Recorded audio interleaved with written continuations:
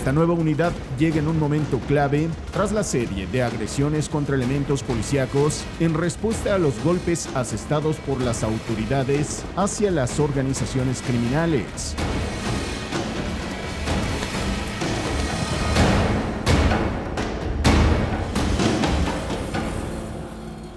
La brutal guerra contra el narcotráfico obliga a México a equipar a sus soldados con lo mejor del armamento mundial. Es por eso que la nación cuenta con la mayor flota de helicópteros UH-60 Black Hawk, con un total de 48 unidades de esa bestia de los cielos. Las cifras de ese cazador aéreo hablan por sí solas. 4.000 proyectiles por minuto, lanzacohetes y sistemas de visión nocturna, capacidad para operar en todos los climas y a toda hora.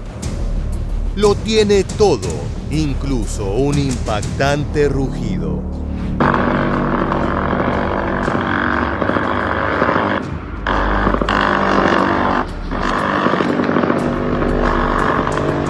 Sin embargo, ese brutal despliegue destructivo tiene un precio. $15 millones por cada helicóptero. Una inversión polémica que ha sido cuestionada por muchos expertos en seguridad. En esta nueva entrega de Militarmente vamos a analizar a fondo la imponente flota mexicana de halcones negros y el impacto real que ha tenido ese modelo, así como otras naves artilladas en la lucha contra el narcotráfico. Esperemos que no tengas miedo a las alturas ni a las ametralladoras rotativas.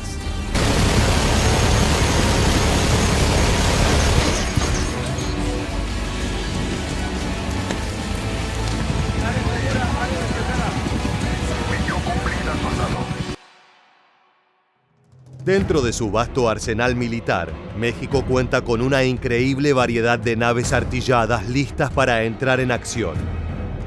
Antes de ahondar en las utilidades y capacidades del UH-60 Black Hawk, nos gustaría repasar otra de las joyas de la corona, el MD-530F Defender. Se trata de una nave militar multirol basada en el legendario modelo MD-500 y en el OH-6 Cayuse. Esta maquinaria nació de la combinación de las cualidades de ambos diseños y se encuentra en servicio en la Fuerza Azteca desde los años 90. El helicóptero utilitario UH-60M Black Hawk es capaz de transportar hasta 4.000 kilogramos de carga y de portar armamento poderoso, como dos ametralladoras Minigun M134 de 7.62 milímetros. También puede equiparse con cohetes, misiles antitanques o cañones de 20 o 30 milímetros. Eso puede convertirlo en una poderosa aeronave artillada. Sus prestaciones son simples pero altamente útiles en diversos contextos operacionales. Requiere de una tripulación de 2 personas y puede trasladar hasta 5 pasajeros, pero ese no es el único as que lleva bajo la manga el MD-530. Es que se encuentra artillado con 2 ametralladoras FNMP-3 y tiene 2 contenedores de cohetes con 7 bocas de lanzamiento.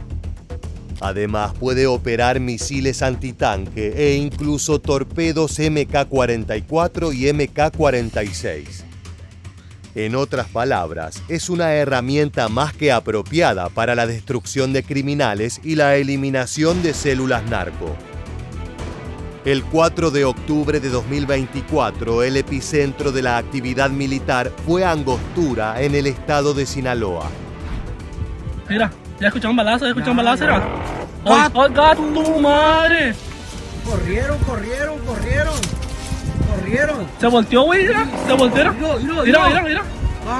Ya la voltearon ya, güey.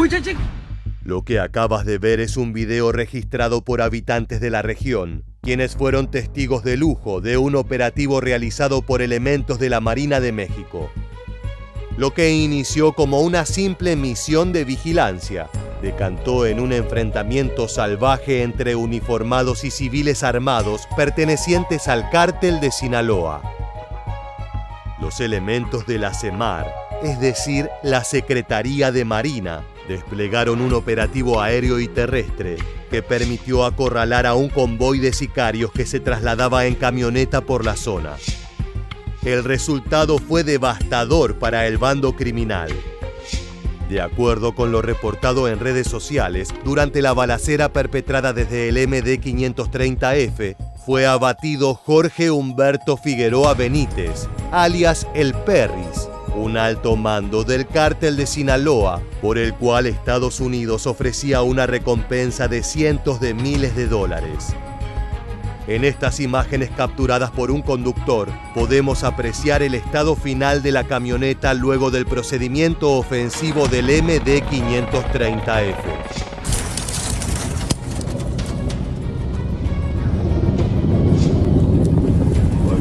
Absoluta destrucción. No hay nada que se interponga entre una de estas aves metálicas y su presa, más aún si el objetivo es un peligroso líder narco buscado en ambas orillas del río Bravo. Una vez completada esta fase de la misión, el MD-530F siguió patrullando las comunidades vecinas de Angostura, exhibiendo con autoridad las ametralladoras FNMP3 que permitieron acribillar a los narcotraficantes. Era una advertencia para los criminales de la zona. Si asoman la cabeza, serán ejecutados al instante. Como te anticipamos, si bien México cuenta con una enorme variedad de naves artilladas dispuestas para la guerra, lo cierto es que los Black Hawk son la joya máxima de la corona. Es por eso que en enero de 2023, una de esas temibles maquinarias participó de la captura de Ovidio Guzmán, hijo de El Chapo y uno de los principales referentes de Los Chapitos, facción del cártel de Sinaloa. Imagina que fueses miembro de una de las tantas tropas militares de México y en horas de la noche recibes la orden de abordar un helicóptero Black Hawk para darle cacería a un objetivo prioritario.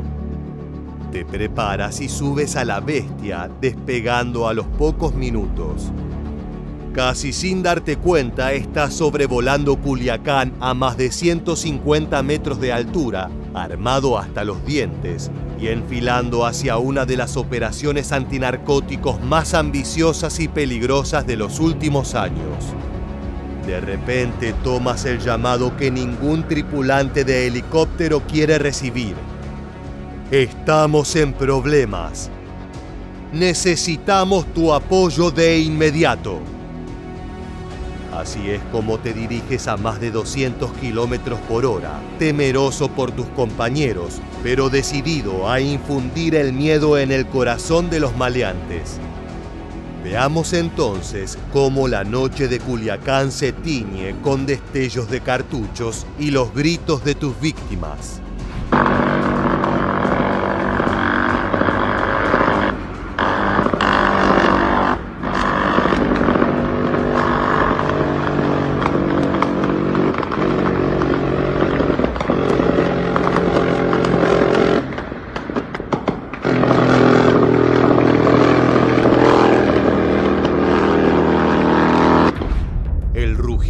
La M134 Minigun es único.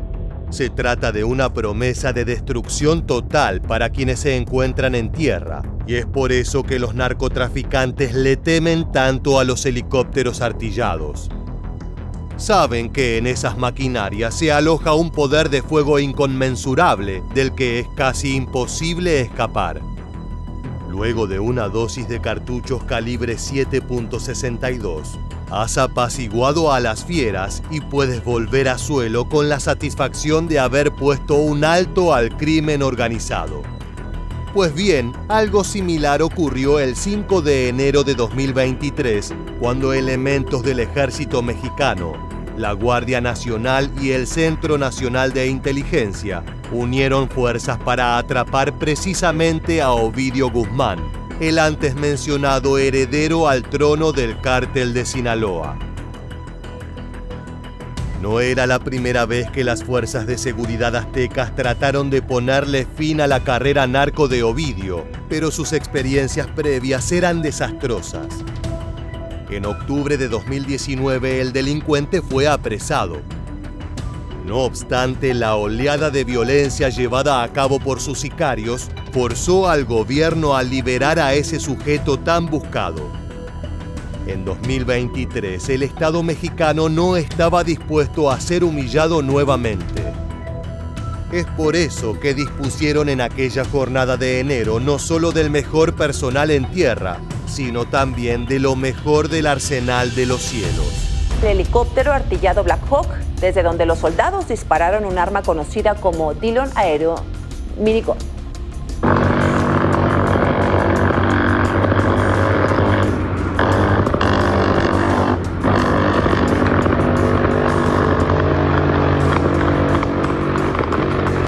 Gracias al uso de los UH-60 Black Hawk, el ejército mexicano pudo prevenir la formación de focos de violencia aún antes de haber atrapado fehacientemente a Ovidio. A partir de horas de la noche, los helicópteros vigilaron Culiacán desde los cielos, como cazadores a la espera de una señal para liberar su potencia. En este caso, su misión era controlar que ningún grupo sospechoso de camionetas pudiera plantar bandera en la ciudad, ya que en 2019 ese fue el primer paso previo a los ataques efectuados por delincuentes. En caso de percibir actividades ilícitas, el Halcón Negro, en lugar de dar aviso, estaba autorizado para regar con fuego a sus presas directamente. Ten en cuenta que cada unidad estaba equipada con alguna variante del diseño de cañón rotativo de las minigun M134. Con la capacidad de disparar entre 3.000 y 6.000 balas por minuto, no hay rival digno para semejante poder de destrucción. Es un multicañón de fabricación estadounidense, un armamento tanto para aeronaves como embarcaciones y vehículos terrestres, una ametralladora rotativa con 6 cañones de operación eléctrica que permiten una cadencia de fuego, es decir, disparar unas 3.000 balas, 3.000 disparos por minuto, y tiene una ráfaga, un rango efectivo de 1.000 metros. Como bien indica la periodista, durante la captura de Ovidio Guzmán, el rango efectivo de las armas de fuego de los UH-60 fue decisivo para poder destruir amenazas a una distancia segura. Es que las maquinarias sobrevolaban las mansiones y objetivos que eran propiedad de asesinos despiadados que no querían ser atrapados bajo ningún tipo de condición. Preferían matar o morir antes de ir tras las rejas. Es por eso que desde allí los helicópteros reciben disparos de rifles antimaterial. Desgraciadamente, con el paso de los años, los sicarios han mejorado exponencialmente su catálogo de herramientas del caos, a tal punto que han incorporado rifles M82 Barrett de calibre .50, los cuales son capaces de penetrar concreto y acero. ¡Oh, échale otra verga! ¡Túmbala a chingar su madre! ¡Túmbala a chingar su madre, mi tigre! ¡Túmbala a chingar! ¡Túmbala a chingar su madre, mi tigre! Darle a un helicóptero en movimiento con un rifle gigantesco no es una tarea sencilla, pero aún así existe un riesgo real de que uno de esos brutales cartuchos encuentre su camino hacia la cabina o hacia alguna otra parte fundamental para la nave. Pero eso no importa. Lejos de sentirse intimidados, el 5 de enero de 2023, los pilotos de los Black Hawk continuaron con su misión hasta las últimas consecuencias. Sabían que era una prioridad absoluta poner tras las rejas al referente de los Chapitos. Finalmente, Ovidio Guzmán fue apresado y trasladado a una prisión de alta seguridad, mientras el caos se aprovechaba de Culiacán. Sin embargo, pese a los destrozos, los sicarios de Sinaloa no pudieron replicar el desastre de 2019. En esta oportunidad, la moneda cayó del lado de la ley. Por si fuera poco, el 15 de septiembre fue extraditado a Estados Unidos para afrontar los cargos que allí penden sobre su cabeza. Operar un Black Hawk siempre es un desafío, especialmente cuando esa mole de casi 10 toneladas está actuando en una zona urbana densamente poblada. Allí cualquier error puede terminar en una tragedia. Sin embargo, esa nave puede ser tan precisa y mortal como un bisturí.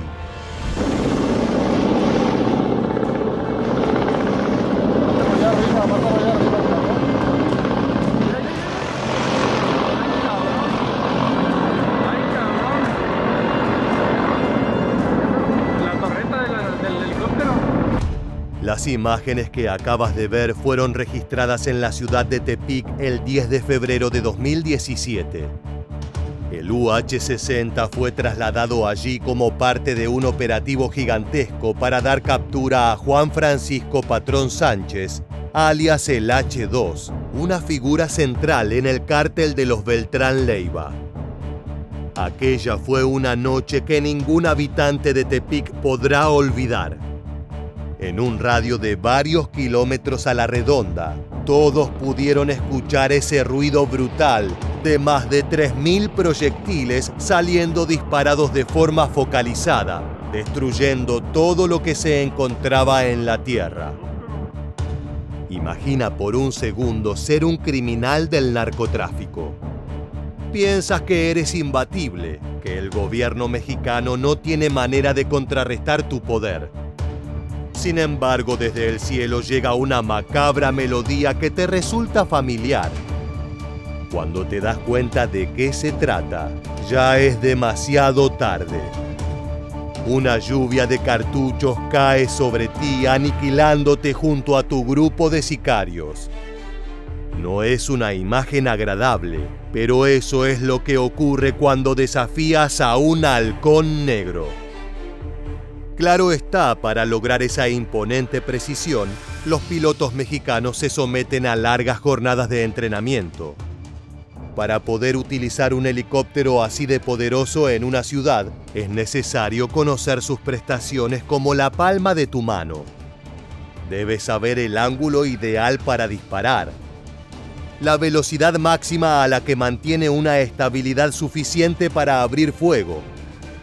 Incluso debes familiarizarte con el tamaño del Black Hawk para tener en cuenta constantemente si sus 20 metros de largo y sus casi 17 de diámetro entran en la zona en la que se debe operar.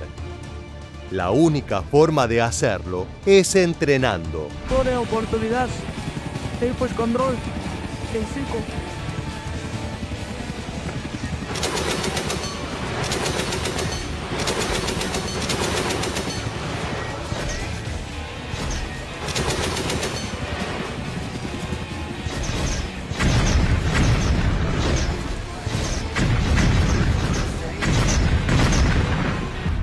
Si bien el legendario UH-60 es más conocido en México por su empleo en operativos de captura y acciones ofensivas, lo cierto es que se trata de una nave multirol capaz de operar en diversos perfiles de emergencia.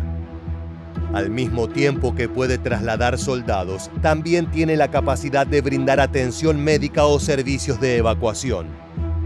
Es por eso que el estado de Zacatecas ha adquirido unidades de este modelo para poder cumplir todo ese espectro de funciones. Puede tener 2 artilleros, puede tener 2 pilotos y un técnico en mantenimiento. Este helicóptero nos va a dar muchas bondades porque podemos hacer muchas operaciones en todo el territorio de Zacatecas. Podemos aterrizar prácticamente en cualquier área. Es para 12 personas, nos va a ayudar en rescates, nos va a ayudar en búsqueda de personas, nos va a ayudar a contención del delito. Como señala el gobernador, el UH-60 Black Hawk es una bestia multifacética, pero esas prestaciones tienen un costo. Dependiendo del modelo y del paquete de reparaciones, cada unidad puede valer entre 15 y 19 millones de dólares. En el caso de Zacatecas, el gobernador David Monreal se encargó de aclarar que no solicitaron ni un solo centavo y que todo el dinero salió de las arcas del Estado. Aún así, el impedimento no fue solo económico, sino también burocrático. Incorporar una maquinaria de estas cualidades implica mucho papelerío, sobre todo si se pretende operar el Black Hawk en una variedad de acciones que van desde trasladar a civiles en época de crisis hasta aniquilar sicarios en una redada. Sin embargo, pese a los palos en las ruedas, Zacatecas tendrá su propio cazador aéreo. De mucha espera, de mucho trámite, de muchas regulaciones, porque este será el primer estado que tenga un helicóptero Black Hawk, y sobre todo este es un helicóptero que va a contar con una matrícula en seguridad pública, que vamos a poder tener toda la legalidad. Que un estado decida invertir gran parte de su dinero en la compra de helicópteros multirol es una señal de la urgencia presentada por la guerra contra el narcotráfico. Con el paso del tiempo se hace cada vez más evidente que el único modo de doblegar el brazo de esas organizaciones es atendiendo los sectores donde los cárteles aún no pueden expandirse. El ámbito aéreo. Más allá de algunas avionetas antiguas y drones, los grupos delictivos no tienen mayores recursos. Es por eso que un Black Hawk equipado con una minigun M134 se coloca en la cima de la pirámide alimenticia casi de inmediato. Esta nueva unidad llega en un momento clave tras la serie de agresiones contra elementos policíacos en respuesta a los golpes asestados por las autoridades hacia las organizaciones criminales. Y si hablamos de variedad operacional, la flota de UH-60 Black Hawk está acompañada de otras aeronaves artilladas que México ha incorporado. Entre ellas se encuentra el T-6C más Texan II, un avión turbohélice de origen estadounidense capaz de cumplir una impresionante variedad de misiones. Uno de los roles fundamentales es el de brindar apoyo desde los cielos a personal en tierra que se encuentra llevando a cabo una tarea de alto riesgo. El T-6C+ puede convertirse en un vigía que observa todo desde las alturas, asegurando la supervivencia de los uniformados a pie. Llevan operaciones en conjunto con personal del Ejército, así como de la Guardia Nacional, que posterior a situaciones que ocurren o antes de alguna operación que se vaya a realizar, nos ponemos en contacto con los mandos territoriales y nos dicen qué es lo que necesitan. Y no hay mejor forma que visualmente desde el reconocimiento aéreo para brindarles el apoyo. Al igual que en el caso de los Black Hawk, operar estos modelos requiere de preparación constante. Los pilotos del Texan II deben entrenarse para brindar ese apoyo aéreo en múltiples contextos, muchos de ellos relacionados a las operaciones antinarcóticos. Pero el T-6C+ no es un espectador pasivo, pues es capaz de entrar en acción mediante su considerable armamento. En primera instancia puede colocar un cañón HMP-400 de 12.7 milímetros capaz de escupir aproximadamente 1.100 cartuchos de calibre .50 en un minuto. Además puede lanzar cohetes tipo Hydra 70, bombas de caída libre Payway 2 y misiles antitanque AGM-114 Hellfire. Es un arsenal más que suficiente para enviar a una célula narco al más allá. La incorporación de estas naves artilladas significó un gran avance, en particular en el estado de Sonora, donde los Texan II reemplazaron a viejos modelos. El T-6C+ presenta enormes mejoras no solo para la ofensiva, sino también en cuanto a velocidad. De esta manera lo explica un piloto de esas aves metálicas.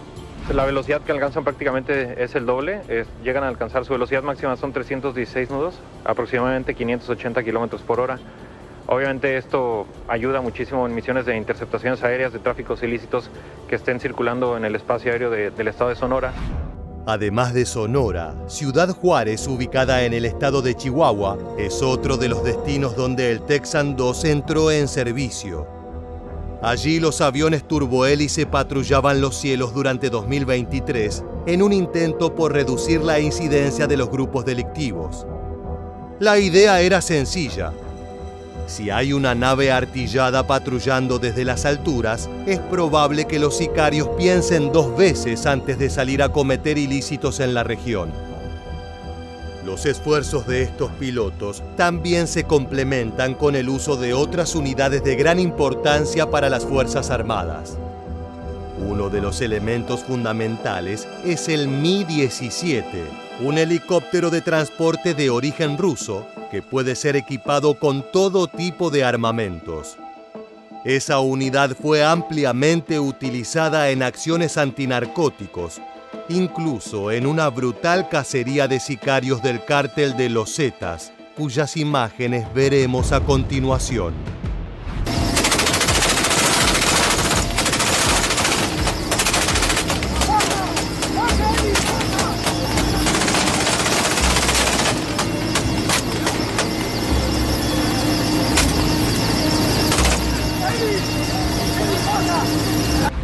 Equipar a las tropas con helicópteros de última generación resulta una inversión muy costosa, pero es evidente que México está dispuesto a todo con tal de cortar la enfermedad de raíz.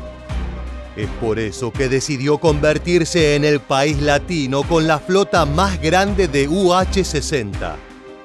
Los frutos de ese gasto se ven de a poco. El uso de los Black Hawk, junto con el resto de las naves artilladas que componen el arsenal azteca, han impactado de forma positiva.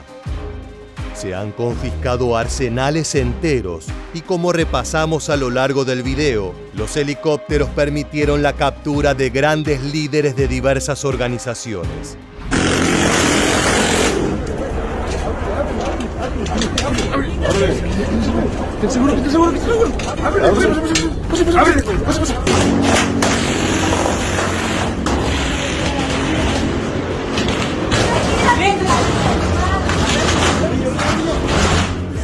El problema es que el narcotráfico es como la hidra.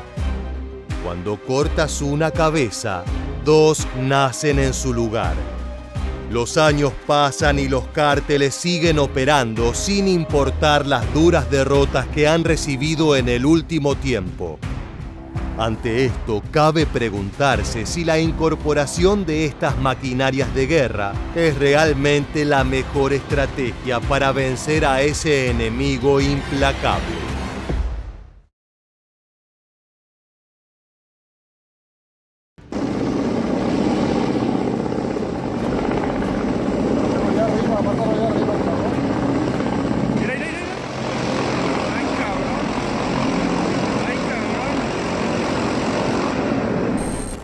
Acabas de escuchar el sonido de 4.000 disparos por minuto destrozando un objetivo terrestre. Este fue el preciso momento en que uniformados de la Marina de México acribillaron a uno de los criminales más buscados de todo el país, Juan Francisco Patrón Sánchez, alias el H2. Al frente de la organización Beltrán Leiva, este capo formó alianzas con la policía y la política para poder llevar a cabo algunos de los ataques más salvajes de los que se tenga memoria. Tanto uniformados como civiles eran susceptibles a caer bajo su furia. En esta nueva entrega de Militarmente, vamos a contarte cómo fue la captura de la bestia y cuáles son los misterios que rodean su muerte. Comencemos con este impactante video.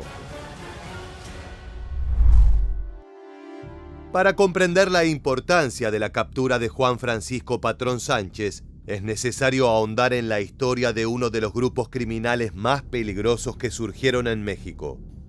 Los años 90 son recordados como la época en que el cártel de Sinaloa se estableció como una de las fuerzas delictivas más poderosas del planeta. Pero el Chapo Guzmán no estaba solo. En simultáneo emergieron otros frentes. Uno de ellos era dirigido por sus primos, los hermanos Beltrán Leiva. Arturo, Carlos, Alfredo José, Mario Alberto y Héctor conformaban un grupo nefasto, responsable del transporte y venta al por mayor de cocaína, heroína y marihuana. Desde esa posición controlaban numerosos corredores de sustancias y se dedicaban al contrabando de personas, lavado de dinero, extorsión, secuestro, asesinato y tráfico de armas. Los Beltrán Leiva fueron uno de los cárteles más dominantes del país y llegaron a infiltrarse en varias agencias del gobierno e incluso en la Interpol de México. El Estado no tardó en responder. Era necesario cercenar ese grupo delictivo para frenar la escalada de violencia en la nación.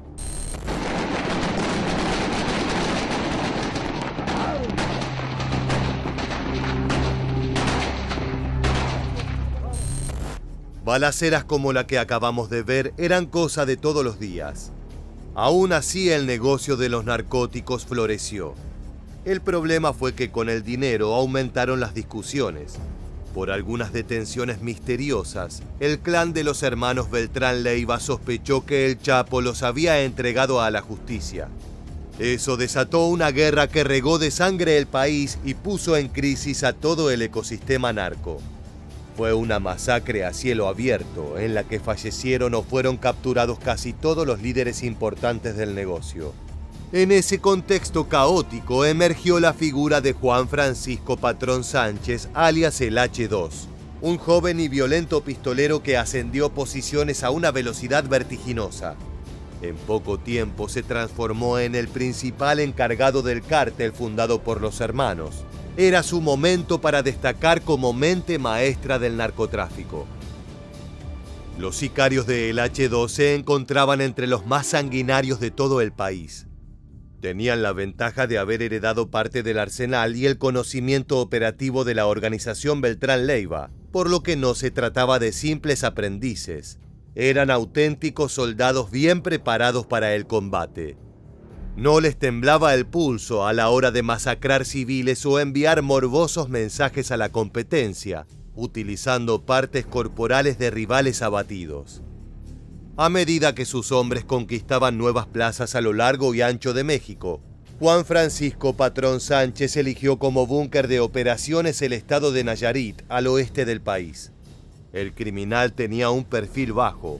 No le gustaba ser el foco de atención ni evidenciar su poder ante las autoridades locales.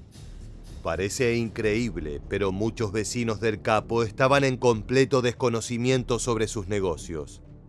Se enteraron de qué clase de persona vivía junto a ellos la noche en que helicópteros artillados de la Marina Mexicana sobrevolaron los barrios para acribillar al delincuente. Escuchemos las palabras de uno de los habitantes de la región. Pero aquí nunca me imaginé que esto fuera a suceder, y más sabiendo pues que está el fiscal aquí cortito. La verdad no creí que algo así fuera a pasar. ¿Pero aquí vive el fiscal?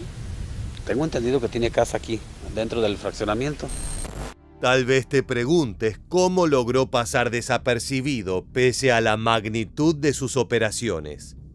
De acuerdo con la información oficial, el grupo de Juan Francisco Patrón Sánchez recibió protección gubernamental del exgobernador de Nayarit, Roberto Sandoval, a quien Estados Unidos lo ha solicitado en extradición para ser enjuiciado por colaborar con grupos criminales. Asimismo, se lo relacionó con el exfiscal Edgar Beitia, quien se entregó a las autoridades norteamericanas y fue sentenciado en septiembre de 2019 a 20 años de prisión por ser declarado culpable de conspirar para distribuir cocaína, marihuana y metanfetaminas a cambio de sobornos de grupos criminales. Esta no será la última vez que escuches el apellido de Beitia, ya que resultó fundamental para desenmarañar algunos de los misterios más grandes sobre este caso. Pero no nos adelantemos. El H2 fue vinculado al ataque contra un convoy militar ocurrido el 30 de septiembre de 2016 en Culiacán, Sinaloa. El atentado aconteció cuando un grupo de federales escoltaba una ambulancia de la Cruz Roja que trasladaba a un miembro de la organización Beltrán Leiva, Julio Óscar Ortiz Vega, quien había resultado herido en un enfrentamiento en el municipio de Badiraguato.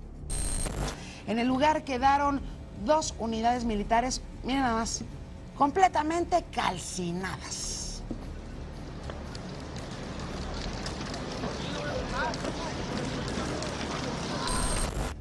En la agresión, 5 militares fallecieron y 10 resultaron heridos. Fue una emboscada salvaje y repentina en la cual los sicarios del H2 emplearon todo su poder de fuego. De acuerdo con las investigaciones, un policía ministerial llegó al lugar del ataque 13 minutos después de que se reportaran disparos en el Centro de Emergencias y Respuesta Inmediata de Sinaloa. Luego acudieron al llamado más estatales y ministeriales, quienes se encontraron con la sangrienta escena. Varios uniformados muertos, cubiertos de casquillos y sangre. Fue un crimen salvaje que hizo evidente la urgencia de detener las actividades del H2. Desde entonces, capturar al capo se transformó en una prioridad absoluta para las autoridades. La carrera del H2 llegó a su fin el jueves 9 de febrero de 2017 en Tepic, Nayarit.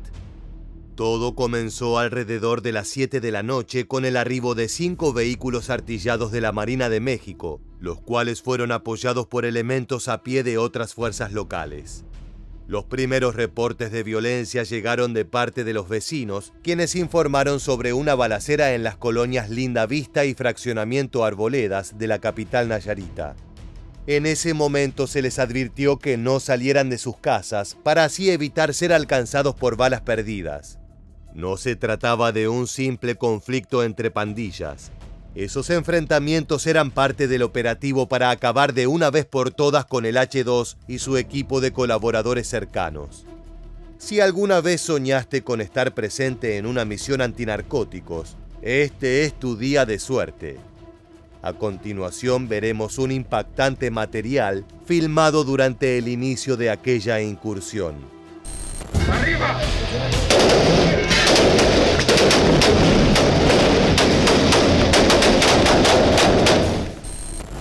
Con rifles de asalto y equipados para la guerra, los operadores de Marina avanzaron sobre una propiedad señalada como la guarida de los criminales. Al verse desconcertados, los delincuentes dispararon y lanzaron granadas de fragmentación contra el personal castrense que realizaba el operativo por tierra y aire. Afortunadamente, los agentes de la ley contaban con múltiples ventajas: la sorpresa, la superioridad de armamento y el conocimiento de la casa en la que se encontraba su presa. Los uniformados no actuaron a ciegas. Desde hacía meses colaboraban con otras instituciones locales e internacionales para acorralar al H2. Desde la masacre de los oficiales de policía en 2016, el capo se había transformado en un objetivo prioritario y como tal, se enfocaron todos los esfuerzos en su detención. La clave llegó cuando un funcionario corrupto fue obligado a colaborar en la treta de engaños que llevaron al criminal hasta el domicilio señalado. Más adelante te brindaremos detalles sobre ese personaje misterioso. Pero ahora regresemos a la perspectiva de los oficiales para experimentar en primera persona el momento en que recurrieron al lanzamiento de explosivos.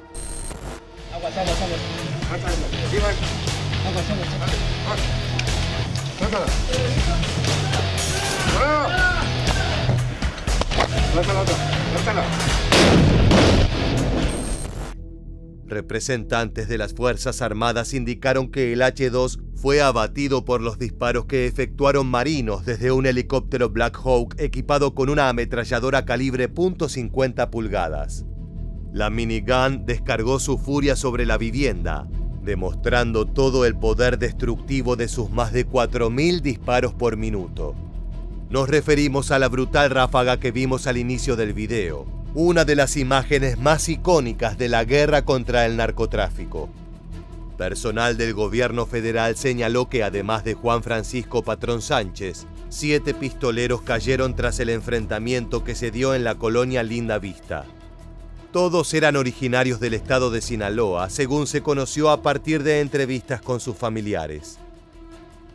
Lo más destacable del operativo fue que lograron concretar la eliminación de todos los objetivos sin causar bajas civiles, algo que resulta increíble teniendo en cuenta el nivel de armamento utilizado y la cantidad de elementos militares que participaron. Escuchemos el testimonio de un vecino que se encontraba en el lugar de los hechos cuando comenzó el operativo. Yo que estaba en mi negocio cuando Secretaría de Marina, como a las 6:30 de la tarde, nos avisó que cerráramos el negocio porque iba a haber un operativo. Pues yo pienso que como unos 30 o 40 minutos, duró mucho tiempo. En el lapso que indica el comerciante, los militares lograron incursionar, reducir y eliminar a las amenazas pertenecientes al cártel Beltrán Leiva. Fuentes de la Fiscalía de Nayarit afirmaron que a los presuntos criminales les fue confiscado un arsenal que incluía armas de alto poder y vehículos de lujo. Al día siguiente se completó la faena. El 10 de febrero de 2017, elementos ministeriales abatieron en el poblado de El Aguacate, Tepic, a Daniel Isaac Silva Gárate, alias H9, quien era identificado como sucesor de el H2.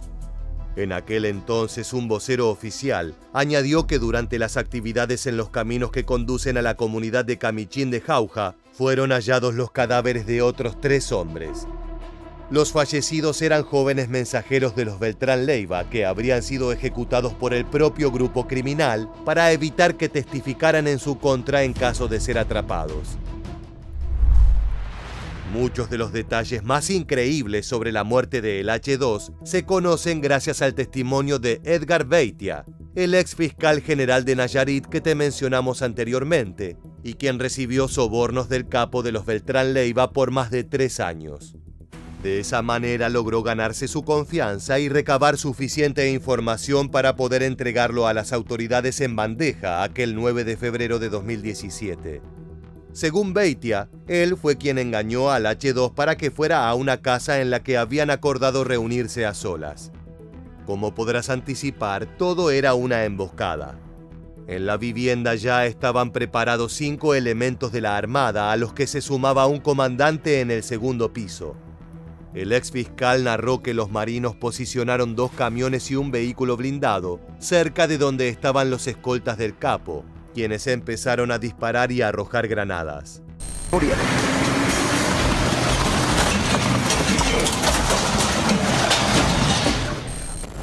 Entonces la Marina envió helicópteros artillados para reforzar el operativo. Estas maquinarias fueron la pieza que solucionó todos los problemas de los uniformados. En cuestión de segundos, la lluvia de cartuchos doblegó la resistencia de los narcotraficantes. El hogar de 3 pisos en donde se ocultaba Juan Francisco Patrón Sánchez quedó destruido. El frente estaba repleto de agujeros de bala, lo que da un parámetro del volumen de brutalidad que se vivió aquella noche. Una vez que lograron dominar la situación, los elementos de la Marina le pusieron un arma en la mano y le ordenaron correr para poder ejecutarlo. Pero el H2 habría gritado: «¡Soy gente de Cienfuegos», en alusión al entonces secretario de la Defensa Nacional, Salvador Cienfuegos. Esto puso de relieve la estrecha relación entre el crimen organizado y los altos estratos de la política mexicana. Está claro que sin colaboración entre ambos mundos sería imposible la existencia y éxito del narcotráfico. Actualmente Cienfuegos se encuentra preso en Estados Unidos, ya que esos lazos fueron comprobados y juzgados oportunamente. Los mensajes de texto y la relación entre el secretario de Defensa y el H2 eran innegables. Muchas de las operaciones llevadas a cabo por el cártel de los Beltrán Leiva fueron realizadas con el acuerdo y colaboración del funcionario público. Regresemos a la noche en que fue atrapado Juan Francisco Patrón Sánchez a partir de las palabras de un vecino que estuvo presente en la balacera. Muchos balazos, demasiados. ¿Hubieron momentos de miedo, señor? No, sí da miedo, ¿no? Más como media hora tirando balazos, se prolongó mucho la balacera. La captura del capo tiene varios misterios sin resolver. El principal está relacionado a la forma en que falleció el protagonista de esta entrega. De acuerdo con los documentos oficiales, fue abatido por el fuego que cayó regado desde los helicópteros de la Marina. Sin embargo, durante la investigación surgió otra versión. Edgar Beitia brindó detalles al respecto. Cuando entraron a la casa de la reunión, el H2 fue detenido por los marinos que se lo llevaron al segundo piso. Yo me quedé en el primer piso y escuché cómo los marinos interrogaban y torturaban al H2. También escuché al H2 llorando. El capitán Tigrillo fue el oficial de más alto rango presente durante la tortura. De acuerdo con el testimonio del fiscal, los marinos interrogaron al H2 entre 45 minutos y 1 hora, querían conocer en detalle cuáles eran sus conexiones y quiénes más estaban involucrados en el negocio. Luego de la golpiza, el criminal seguía vivo, ya que no había recibido disparos en zonas críticas. De hecho, Beitia lo vio salir de la casa sangrando, pero caminando con normalidad. No parecía estar agonizando ni soportando heridas mortales. El personal de la Armada subió al H2 a una camioneta y lo llevaron hacia una casa de seguridad donde estaban sus escoltas. Beitia cree que los uniformados lo trasladaron hacia allá para poder matarlo a través de una ejecución arbitraria. Más allá de cómo ocurrieron los hechos aquella noche de febrero de 2017, lo cierto es que la muerte de este líder narco significó una importante victoria para la justicia mexicana. Las imágenes que veremos a continuación corresponden al traslado de los restos del criminal. Puede que la cantidad de uniformados escoltando al muerto te llame la atención, pero en estos casos siempre existe el riesgo de que los secuaces del fallecido quieran recuperar el cuerpo de su jefe.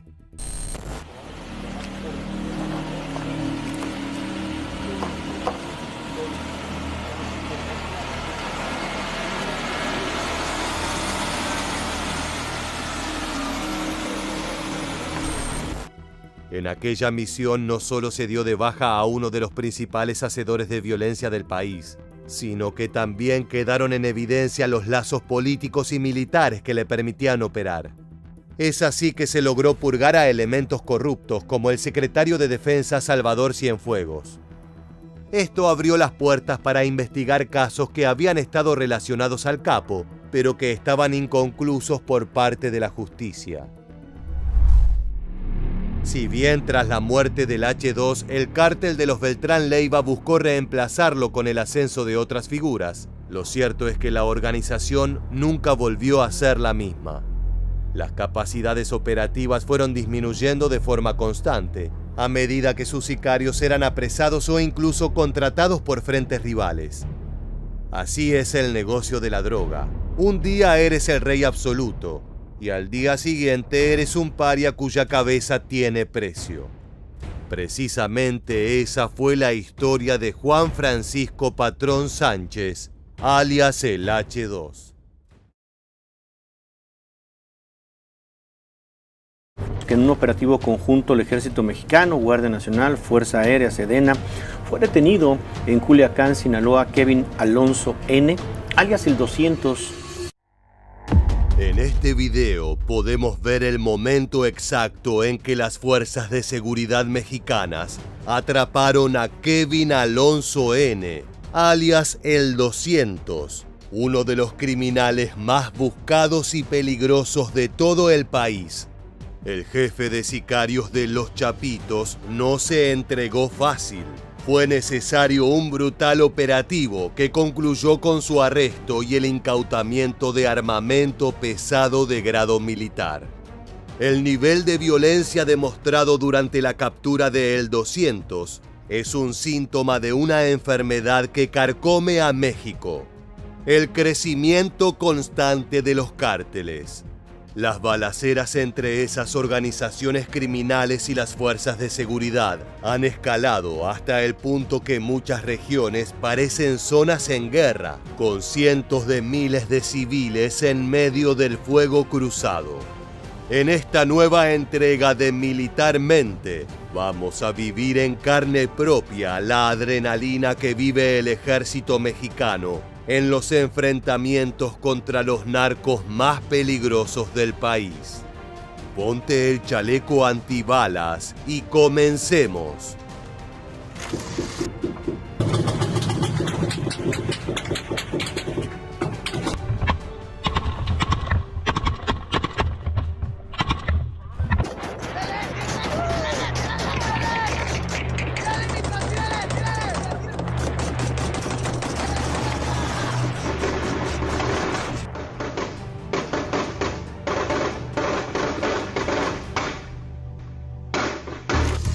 El 20 de febrero de 2025, Omar García Harfuch, secretario de Seguridad y Protección Ciudadana de México, anunció que sus hombres habían atrapado a un objetivo que seguían desde hacía mucho tiempo: Kevin Alonso N., El 200, como se le conoce en los círculos criminales, no era un simple pistolero.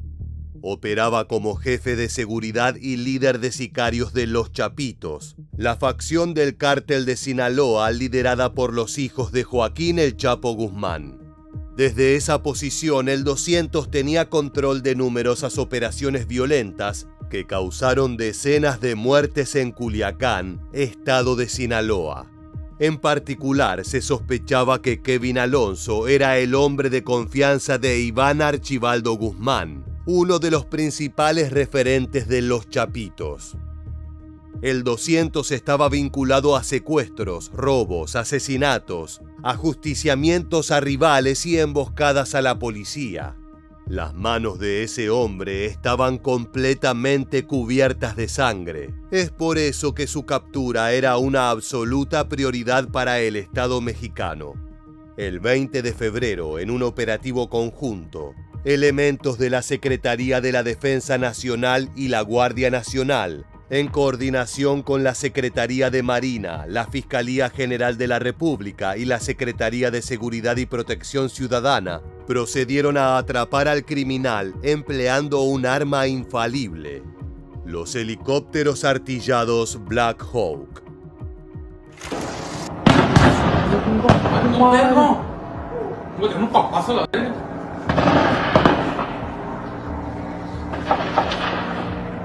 Va a tu madre, vas a tirar. Tira boludo. Ahora tiro boludo, man. Va tu madre. La detención fue parte de un proyecto de mejoras en la seguridad del estado de Sinaloa y fue resultado de trabajos de investigación e inteligencia muy complejos.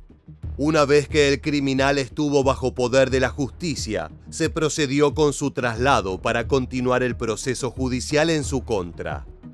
Las imágenes del momento en que fue escoltado por la policía se difundieron rápidamente en los medios de comunicación de todo el país.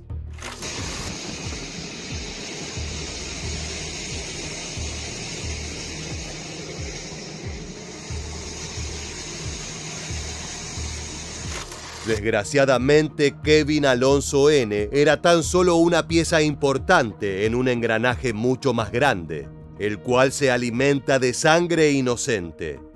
Los enfrentamientos y detenciones son un fenómeno diario al cual los civiles ya se han acostumbrado. El siguiente caso aconteció en Reynosa, Tamaulipas, una región fuertemente golpeada por la presencia de criminales narco. Sube el volumen, porque el registro audiovisual de lo que sucedió allí es realmente impactante.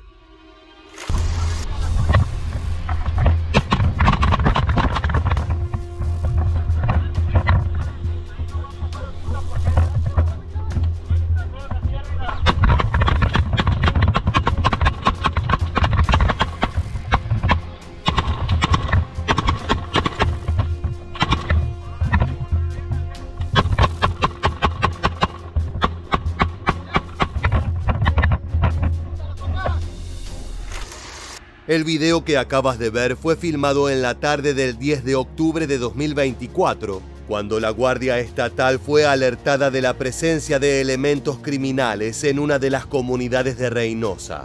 Es por eso que se apersonaron listos para un combate brutal, portando rifles de asalto y nervios de acero para abatir a sus potenciales enemigos. Al llegar al lugar de donde provenían las denuncias, se encontraron con una camioneta con blindaje casero, desde la cual recibieron disparos de armas de alto calibre. Es por eso que los uniformados respondieron con todo el poder que tenían a disposición.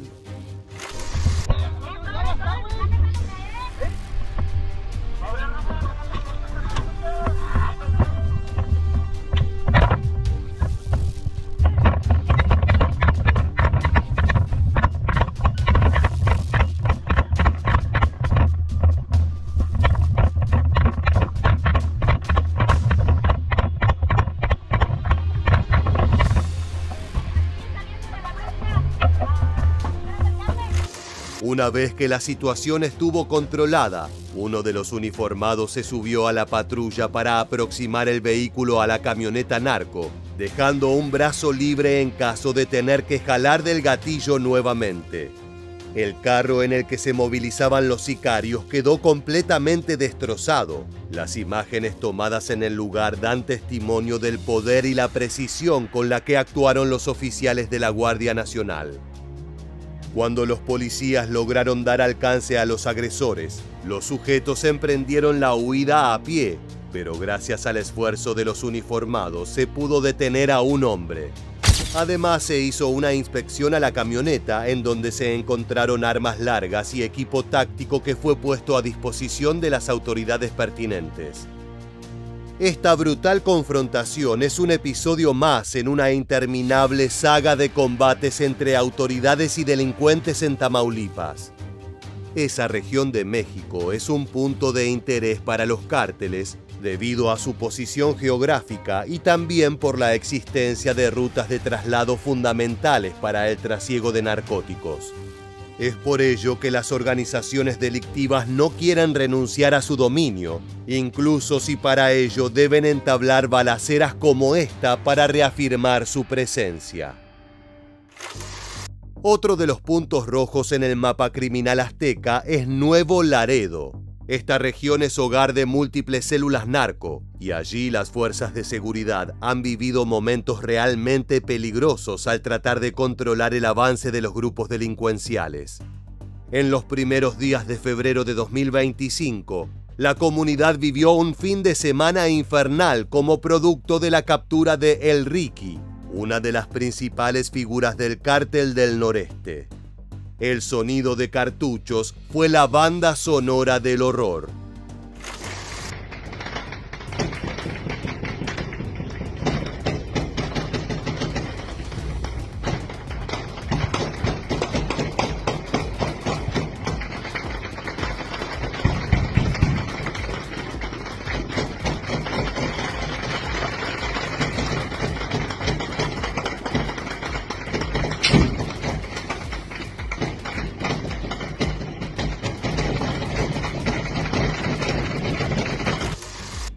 Todo comenzó el sábado 1 de febrero. En aquella jornada, un grupo de uniformados se encontraba en Nuevo Laredo realizando patrullajes, ya que tenían información de la presencia de Ricardo González Saucedo, alias El Ricky o Comandante R. Ese sujeto se desempeñaba como líder regional del Cártel del Noreste, y como tal tenía la obligación de organizar los traslados de cocaína y los ataques contra la competencia. Desde su aparición en Nuevo Laredo, la comunidad experimentó un aumento en los casos de robo, secuestro, desaparición de personas y asesinato. Son todos los desagradables efectos que provoca la presencia de un cártel, el cual infecta cada aspecto de la vida pública como si se tratara de un cáncer. En esa infección, El Ricky fungió un papel central, siendo el encargado de desatar la furia del noreste en Nuevo Laredo.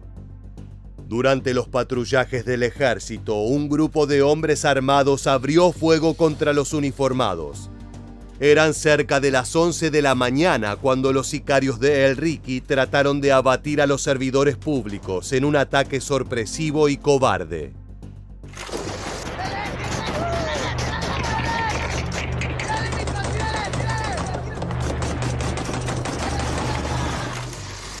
La brutalidad de los sicarios del Cártel del Noreste no pudieron evitar que el personal de la Guardia Nacional, en un esfuerzo conjunto con la policía y el ejército, dieran captura a su objetivo.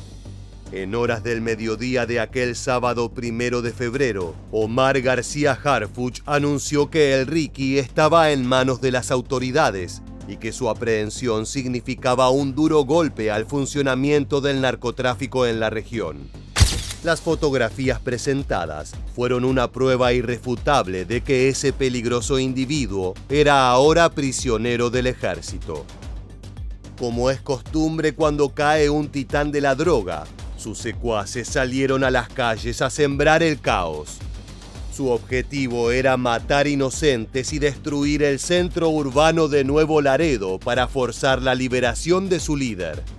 En muchas ocasiones, los sicarios han logrado torcer el brazo del gobierno de esta manera, poniendo en riesgo la vida de miles de civiles. Primero, los delincuentes procedieron a bloquear las calles con automóviles robados que luego eran prendidos fuego. De esta manera se anula el paso por esas calles, lo que evitaba el ingreso o egreso de nuevos uniformados. La idea era que nadie pudiera salir ni entrar, transformando a Nuevo Laredo en un territorio sitiado con miles de habitantes atrapados entre el fuego cruzado de agentes de seguridad y asesinos despiadados.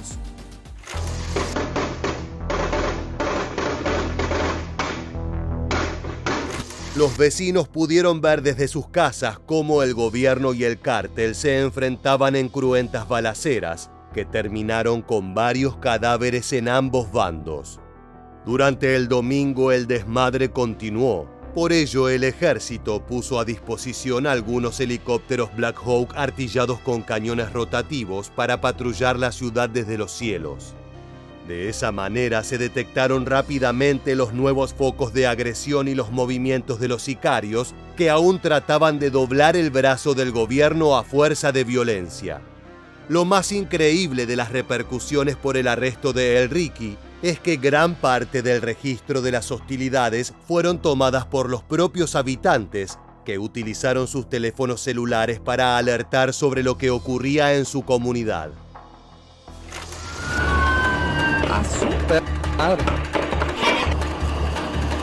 Así se vivió un enfrentamiento a balazos entre sicarios y autoridades en el municipio de Salinas Victoria, que dejó como saldo a 5 personas sin vida, 3 policías y 2 agresores. Las balaceras fueron tan salvajes que incluso pusieron en riesgo a un hospital regional y un jardín de infantes que quedaron en medio del trayecto de las balas de un comando sicarial. Para evitar mayor desastres, la alcaldesa de Nuevo Laredo le suplicó a los habitantes que se quedaran en sus casas. En simultáneo, entre la tarde del domingo y las primeras horas del lunes 3 de febrero, arribaron a la zona en conflicto decenas de uniformados que buscaban pacificar la situación.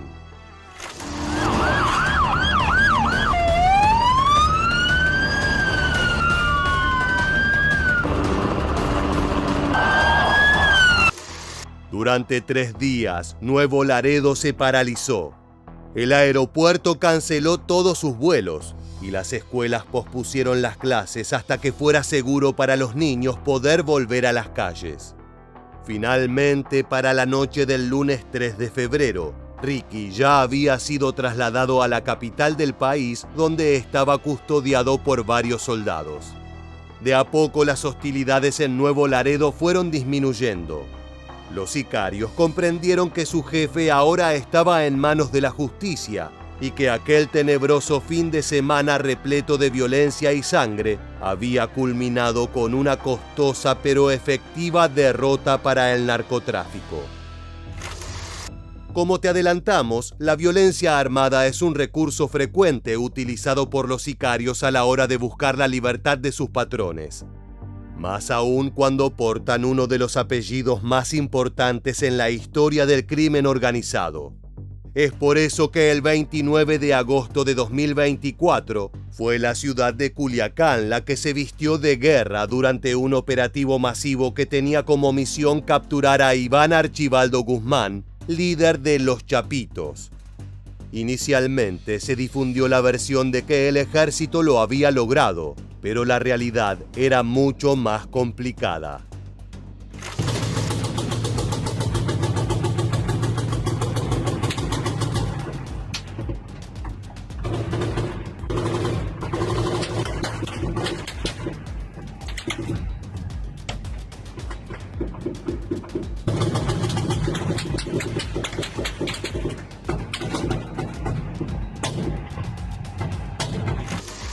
En esa jornada de agosto de 2024, varios equipos de uniformados recibieron ataques brutales por parte de sicarios que respondían al cártel de Sinaloa.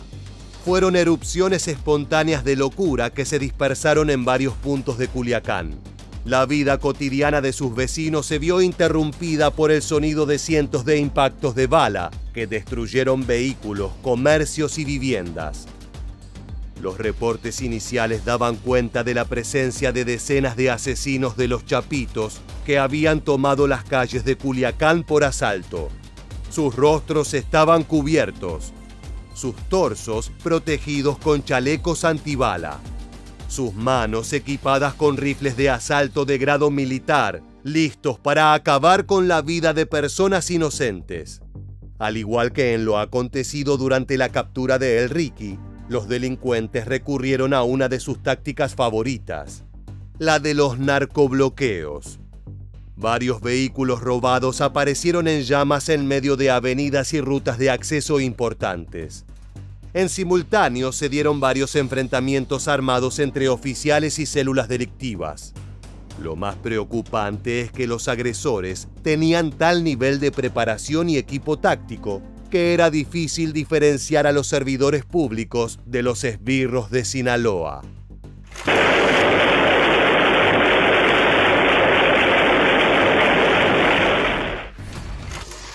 Pese a los desastres ocasionados, nadie tenía certeza sobre cuál era el motivo de esa demostración de poder. Las teorías comenzaron a elucubrarse y un rumor se impuso por encima del resto.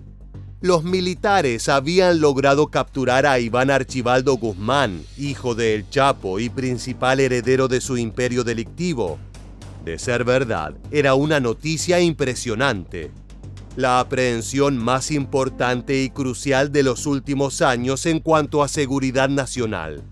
Pero más allá de la euforia, el pueblo también se persignó, ya que conocía cómo actuaba el cártel de Sinaloa cuando uno de los suyos era apresado. Los sicarios de la familia Guzmán no se detendrán ante nada hasta liberar a Iván Archibaldo, sin importar la cantidad de vidas inocentes que tendrían que aniquilar en el proceso. ¡Está en la casa! ¡Ahí está el despechito, cabrón! ¡En la casa! ¡En la casa, en la casa! Las horas pasaron y ese 29 de agosto de 2024 fue convirtiéndose de a poco en una de las jornadas más violentas de todo el año. Para controlar la situación, fueron enviadas varias patrullas de policías y grupos de soldados preparados para lidiar con la violencia de los sicarios. Sin embargo, algo llamaba la atención. Si era cierto que Iván Archibaldo había sido capturado, ¿por qué las autoridades no celebraban semejante victoria en todos los medios de comunicación? Fue entonces que las versiones sobre la captura del hijo de El Chapo empezaron a verse cada vez más imposibles. Sin embargo, las llamas seguían ardiendo y los videos filmados por vecinos de Culiacán eran un testimonio crudo del desastre que dejaron tras de sí los hombres del cártel de Sinaloa.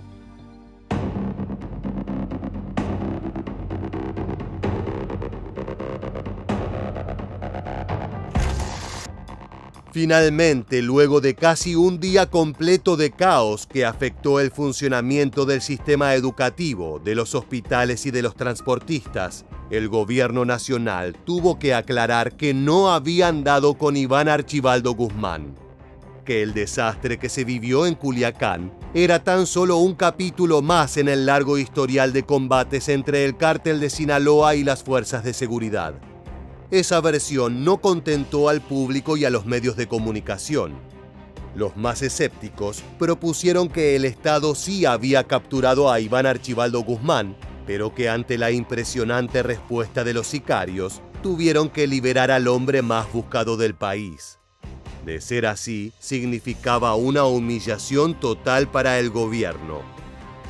Nunca sabremos realmente qué ocurrió aquel 29 de agosto de 2024. Lo único cierto es que los combates entre soldados y delincuentes fueron salvajes y que Iván Archibaldo Guzmán sigue en libertad, moviendo los hilos del cártel de Sinaloa desde su posición como líder de los Chapitos.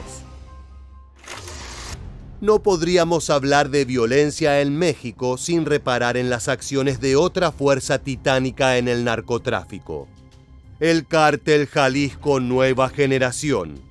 El 16 de marzo de 2025, en diversos puntos del estado de Michoacán, el CJNG lanzó una ofensiva brutal con el objetivo de matar a oficiales y soldados. Desgraciadamente, su infame búsqueda dio resultados.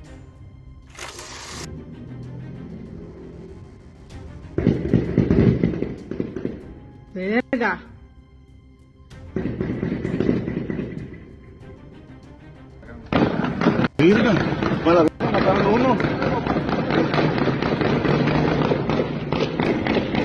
Las balaceras no se concentraron en un punto único, sino que fueron una suerte de fenómeno en simultáneo que afectó a varias comunidades, poniendo en peligro la vida de miles de civiles. Se registraron agresiones en 6 municipios del estado de Michoacán: Yurécuaro, Tanuato, Tangamandapio, Chilchota, Chavinda y La Piedad. La Secretaría de Seguridad Pública de Michoacán informó que uno de los ataques más letales tuvo lugar en Chilchota, cuando elementos de la Secretaría de la Defensa Nacional fueron emboscados en un tramo carretero. Los soldados quedaron varados debido a estrellas ponchallantas colocadas por los atacantes, y mientras intentaban reparar los neumáticos de su unidad, fueron atacados con rifles de asalto por criminales ocultos entre la maleza, resultando en la muerte de 3 militares y heridas graves a 2 más.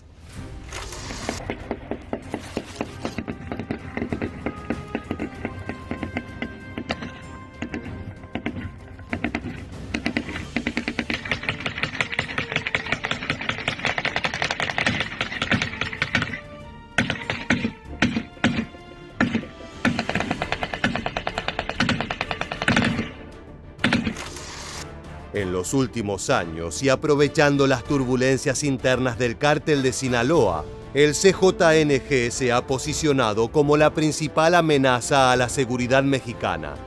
El frente, fundado por Nemesio Oseguera Cervantes, alias El Mencho, se caracteriza por la extrema violencia de sus operativos y su carencia total de escrúpulos a la hora de cobrar vidas inocentes.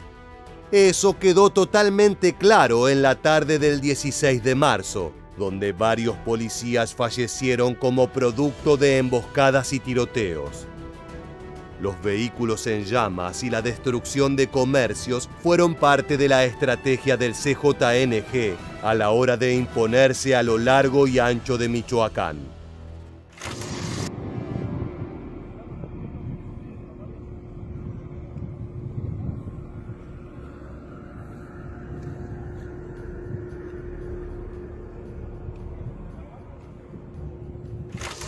La Secretaría de Seguridad Pública de Michoacán, en conjunto con el Ejército y la Guardia Nacional, desplegó un operativo para localizar a los responsables. De inmediato se barajó la posibilidad de que fueran miembros del Cártel Jalisco Nueva Generación, pero no hubo suerte en la búsqueda. Al final de la jornada, 5 oficiales habían fallecido y decenas de hogares y comercios estaban destruidos y con marcas de balazos. Si algo nos dejan claro estos hechos, es que los cárteles no solo desafían a las autoridades, sino que han perfeccionado sus estrategias para mantener el control territorial y el miedo entre la población. Mientras tanto, las fuerzas de seguridad enfrentan operativos de alto riesgo, muchas veces con recursos limitados y en escenarios donde los criminales tienen la ventaja.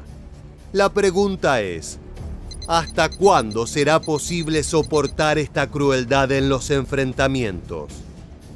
De esta manera llegamos al final del video. Si te gusta este contenido, te invitamos a suscribirte y activar las notificaciones del canal. Sin más, nos despedimos hasta la próxima entrega de Militarmente. Gracias por acompañarnos.